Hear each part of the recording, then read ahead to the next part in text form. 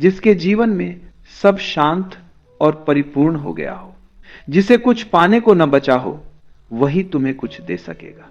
वही गुरु हो सकता है। पंडित तो तुम्हारे ही साथ है, तुमसे थोड़ा ज्यादा जानता है, तुम थोड़ा कम जानते हो। तुम भी थोड़ी मेहनत करो तो थोड़ा ज्यादा जान लोगे। पंडित में और तुम में कोई गुणात्मक भेद नहीं है। मात्रा का भले हो, गुण का नहीं है। ज्ञानी और तुम में गुणात्मक भेद है। जैसे दो आदमी सोते हों, एक आदमी सपना देखता हो कि चोर है और एक आदमी सपना देखता हो कि साधु है। क्या तुम सोचते हो उन दोनों में कोई गुणात्मक भेद है? दोनों सो रहे हैं, दोनों सपना देख रहे हैं, दोनों के हाथ में सत्य नहीं है। और एक तीसरा आदमी जागा हुआ पास ही बैठा है, जागा हुआ है, सपना नहीं देख रहा है।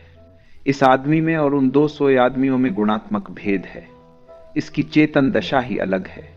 यह जागा हुआ है, सपने इसे नहीं सताते, क्योंकि सपने तो गहन तंद्रा में ही आते हैं। जब तुम बेहोश होते हो तभी सपने तुम्हें आते। जागे हुए व्यक्ति को वासना नहीं सताती, क्योंकि वासना एक स्वप्न है। जागे हुए व्यक्ति को लोभ नहीं सताता, क्योंकि लोभ एक स्वप्न है। जागे हुए व्यक्ति को पाप नहीं सताता, क्योंकि पाप एक स्वप्न है। और मैं तुमसे कहता हूं, जागे हुए व्यक्ति को पुण्य भी नहीं सताता, क्योंकि पुण्य भी एक स्वप्न है। अशुभ तो सताता ही नहीं, शुभ भी नहीं सताता। न तो जागा हुआ आदमी शैतान होने की कामना करता है और न साधु होने की कामना करता है। जागा हुआ आदमी है। अब इन स्वप्नों से कुछ लेना देना नहीं है। और जब जीवन सारे द्वंद्व के पार जागता है, तभी कोई कबीर की तरह खड़ा हो सकता है मेघों के नीचे। पाइबो रे ब्रह्म ज्ञान, यह महानतम घटना है। लक्षण है आनंद। जहां तुम्हें आनंद दिखाई पड़े, भला उस आदमी में पांडित्य भी न हो तो भी तुम पीछे उस आदमी के दौड़ना। उसके पास कोई सुवास है। और भला कोई आदमी कितने ही ज्ञान से भरा हो और उसके चेहरे पर और उसकी आंखों में तुम्हें आनंद की पुलक, रहस्य का भाव, कुछ ऐसे महत्वपूर्ण को पाने की प्रतीति न हो जो शब्दों में कहा नहीं जा सकता, कुछ ऐसी गूढ़ता का बोध न हो जो हृदय में तो लबालब है लेकिन शब्द उसे बाहर नहीं ला पाते। जिसके पास बैठकर तुम्हें किसी शांत झील का अनुभव हो, जिसके पास आकर तुम्हें सूर्य के प्रकाश का अनुभव हो, जिसके पास बैठकर तुम्हें चांद की शीतलता मिले, अपरिचित फूलों की गंध आए, जिसके पास कोई अनजान वीणा बजने लगे, तुम्हारे हृदय के तार भी जिसे दोहराने लगे। क्या तुम्हें पता है, संगीतज्ञ एक बड़े अनूठे अनुभव को कहते हैं। एक वीणा को रख दिया जाए कक्ष के एक कोने में, कोई छुए भी ना, और कुशल संगीतज्ञ दूसरी वीणा पर गीत बजाए, राग उठाए, तो तुम्हें पता है एक अनूठी घटना घटती है कि पहली वीणा जो कोने में रखी है धीरे धीरे उसी धुन को बजाने लगती है। मगर बड़ा कुशल संगीतज्ञ चाहिए।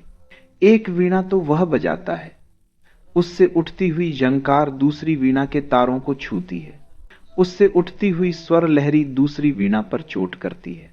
धीरे धीरे दूसरी वीणा के तार भी कंपायमान होने लगते हैं। एक धीमी सी हरन उनमें दौड़ जाती है। तानसेन या बैजू बावरा जैसे संगीतज्ञों के संबंध में कथाएं हैं कि दूसरी वीणा ठीक वही दोहराने लगती है जो पहली वीणा कर रही है। और अब तो इस पर वैज्ञानिक शोध हुई है और पाया गया कि यह सच है। इसको वैज्ञानिक कहते हैं लॉ ऑफ सिंक्रोनिसिटी। अगर एक चीज बज रही हो एक ढंग से, तो उसके चारों तरफ तरंगों का एक जाल पैदा होता है। उस जाल में उसके समान धर्मा कोई भी मौजूद हो तो उसके भीतर भी उसी तरह की ध्वनि कंपित होने लगती है। ज्ञानी तो वही है जिसके पास बैठकर तुम्हारे हृदय की वीणा कंपित होने लगे, उसका स्वर जाग गया, उसकी वीणा बज रही है। अनंत अनंत हाथों से परमात्मा उसकी वीणा पर खेल रहा है। तुम उसके पास जाओगे, तुम्हारे हृदय के तार झंकृत होने लगेंगे। यह कोई बुद्धि का संबंध ना होगा, यह एक हार्दिक संबंध होगा। इसका तालमेल प्रेम से ज्यादा होगा, ज्ञान से कम होगा। इसका तालमेल श्रद्धा से ज्यादा होगा, सोच विचार से कम होगा। समान धर्मा तुम्हारी आत्मा भी कंपित होने लगेगी।